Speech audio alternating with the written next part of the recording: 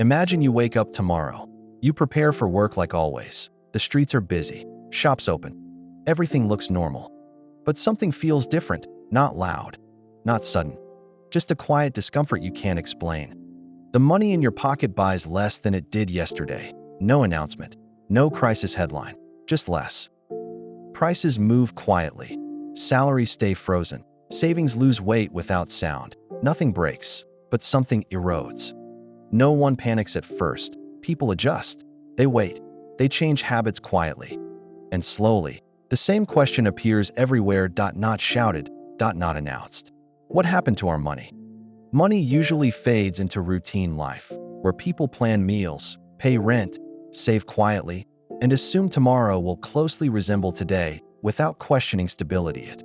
Then something shifts subtly. Prices change faster than habits. Salaries lag behind reality, and savings feel lighter even though nothing was actually touched by anyone.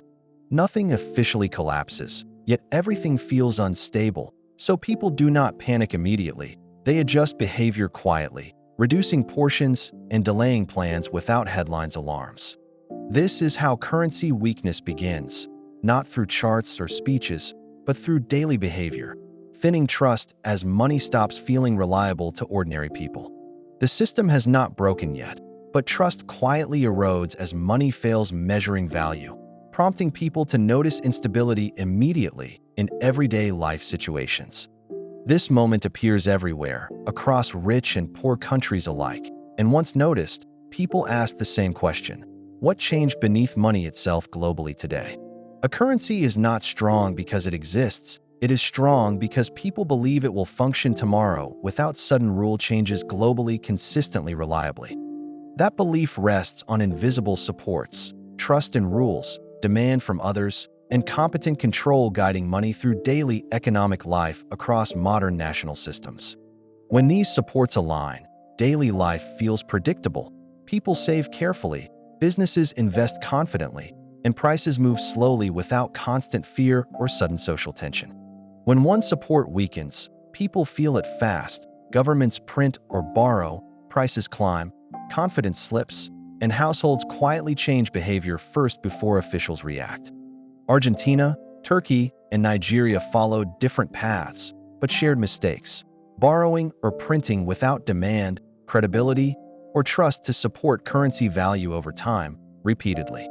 In every case, systems weakened before collapse headlines appeared, forcing people to adapt early, while officials denied problems and stability publicly for political reassurance purposes. Debt alone does not destroy a currency, but debt without belief becomes dangerous because people lose confidence that tomorrow's money will still hold value. When governments borrow, life continues normally at first, but once repayment depends on printing instead of productivity, pressure quietly shifts downward into daily living. Prices rise, savings bleed slowly, families adjust without panic, reducing meals, delaying plans, carrying stress long before officials admit something serious is wrong.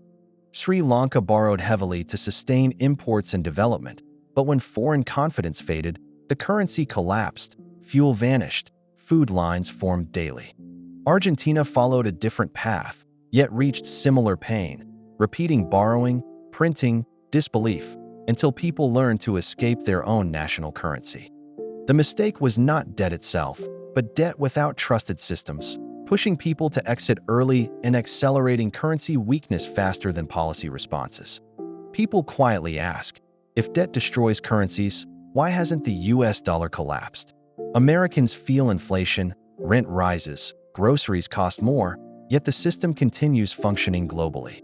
The reason isn't discipline, it's global demand. The dollar is used far beyond US borders, in oil, trade, debt, and reserves, pulling strength from worldwide dependence. When the US prints money, much of the pressure spreads internationally instead of collapsing domestically, allowing Americans to feel inflation without facing complete currency failure. People around the world still need dollars, even when confidence in US policy wanes. That international demand absorbs mistakes, unlike other countries' purely domestic currencies. Other nations' currencies remain mostly at home. When confidence drops, there is nowhere for pressure to dissipate, so domestic inflation hits people immediately and painfully. The dollar survives not because it is perfect, but because alternatives are weaker. Similar debt elsewhere produces very different outcomes for citizens and their daily lives. Some countries respond to currency pressure differently. Instead of chasing trust, they manage behavior. China's approach is controlled, guiding flows, protecting savings, and preventing sudden currency collapse quietly. The yuan isn't fully free or global. Capital is restricted, trade creates demand, and exits are limited. Citizens experience stability, even without full flexibility or freedom in money. Jobs and growth are prioritized over exchange rate freedom. People feel security through employment, while policy quietly manages currency stability, preventing shocks that could devastate daily life instantly. This system avoids collapse but creates tension. When growth slows, pressure rises. Containment demands constant management, balancing economic output, public confidence, and global exposure simultaneously without visible disruption. Weak currencies collapse quickly. Controlled currencies strain silently. Fully trusted currencies absorb shocks. Each path affects people differently: prices, work, and the daily security they rely upon. As global stress rises, the key question changes. It's no longer strongest currency, but which system can hold pressure without breaking the people first, quietly preserving daily life. Currency weakness doesn't arrive as an announcement. It arrives at markets, rent payments, and school fees. Prices rise first, while wages lag, quietly straining daily life. People adjust before understanding causes. They switch brands, delay purchases, reduce protein intake, and feel savings shrink. Economic theory becomes personal, shaping every choice and household decision. Planning turns into guessing. Families avoid long-term commitments. Businesses postpone risk. Workers chase stability rather than opportunity. The invisible pressure grows while systems outwardly continue functioning. Governments respond with controls, subsidies, or promises. Sometimes it helps. Sometimes it distorts further.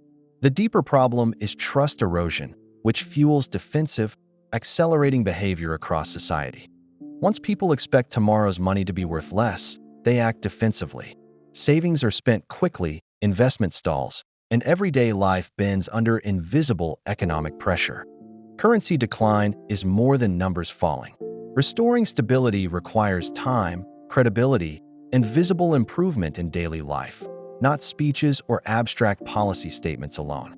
Printing money feels like relief.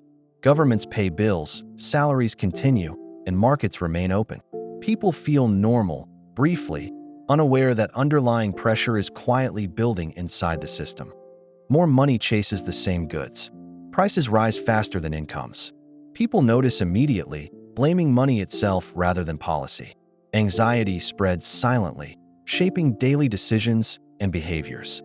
Currency leaves the system into goods, foreign money, or assets. Each exit weakens stability. Authorities respond with more printing, forming a self-reinforcing loop of instability. Currency leaves the system into goods, foreign money, or assets. Each exit weakens stability. Authorities respond with more printing, forming a self-reinforcing loop of instability. What begins as intervention becomes fuel for further collapse. The mistake is inaction, but ignoring behavior. People's perception controls outcomes faster than policy can respond. Money functions only if people accept it tomorrow. Once trust breaks, speed replaces patience, and collapse accelerates unpredictably, surprising even experienced policymakers and observers. Currency recovery is slow and uncomfortable, never born from slogans or sudden reforms, but from restoring discipline people can feel in prices, wages, and planning. Countries that stabilize their currencies reduce surprise, aligned spending with reality, and rebuilt demand through consistent policy choices people could observe and trust over time. Brazil, after years of inflation, tightened policy and restored credibility gradually, causing pain initially, yet stabilizing expectations as citizens adjusted behavior and planning horizons nationwide. The key was not strength or promises, but predictability. People don't need perfect money. They need reliable money that holds value tomorrow for daily life.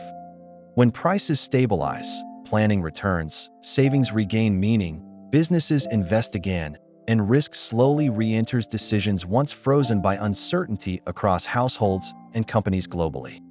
Recovery is politically costly, which is why governments delay it, but delay worsens damage. Belief returns only through restraint, time, and visible consistency for citizens. Today, currency stress is no longer isolated. Debt is high everywhere, trade fragments, trust thins, and even strong currencies feel pressure building quietly. Weak currencies feel danger immediately, while people sense instability without understanding mechanics, noticing jumpy prices, fragile planning, and shrinking confidence in daily decisions.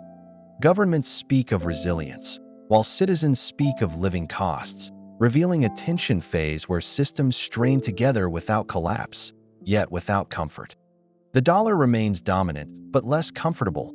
Other currencies seek space without trust, and digital alternatives offer efficiency rather than stability or belief. This creates uncertainty instead of replacement, forcing people into constant adjustment and governments into continuous management rather than clear resolution or control. As pressure rises, resilient systems absorb strain while fragile ones transmit it to citizens, visible not in headlines, but in everyday life. Currencies don't collapse because people panic. Panic happens when systems fail to protect value, trust erodes, demand disappears, control weakens, and daily life starts feeling unpredictable and fragile. This channel explains these systems calmly, without panic. Subscribe to learn how money works before it hurts. Understanding is the first protection people can have.